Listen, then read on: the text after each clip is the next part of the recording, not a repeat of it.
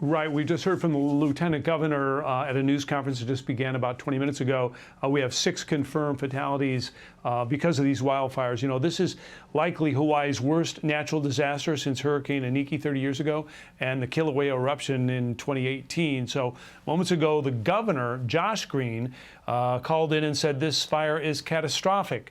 And the lieutenant governor saying Maui right now is not a safe place to be and urged tourists not to come to Maui. So many areas like Kapalua and Kalapani do not have any power at all. So there are 4,000 tourists right now have been evacuated from Maui and may be put up at the convention center in Oahu.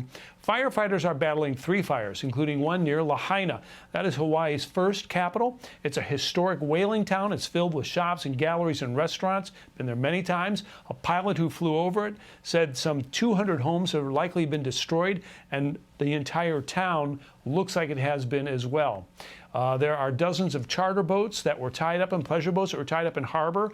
I know a number of those have already been destroyed. The captains and the owners simply could not get into Lahaina or into the harbor in time to save them. The governor also reports that 14 people had to jump into the water to save themselves. They were rescued by the Coast Guard. Others were picked up by tourist boats, if you will. Fires knocked out cell service, power, landlines. They forced 2 evacuation centers to actually evacuate because these 60-mile-an-hour winds from Hurricane Dora pushed the flames well ahead of the crew's ability to contain them.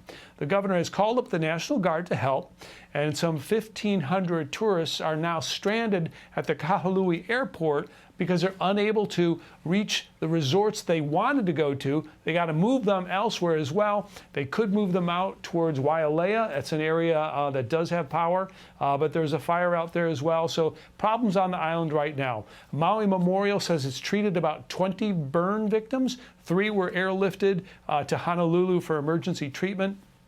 And there's a clinic there actually operated by Kaiser Permanente that has also reportedly been destroyed. The other story, Ian, that we haven't talked about yet and is going to be coming in several days is going to be the economic impact, right? Lahaina is a major employer on the island. Most of these businesses are locally owned. They're going to need federal guaranteed loans to hopefully rebuild and get these people working again, let alone trying to find places for the people to stay on the island while their homes are rebuilt as well.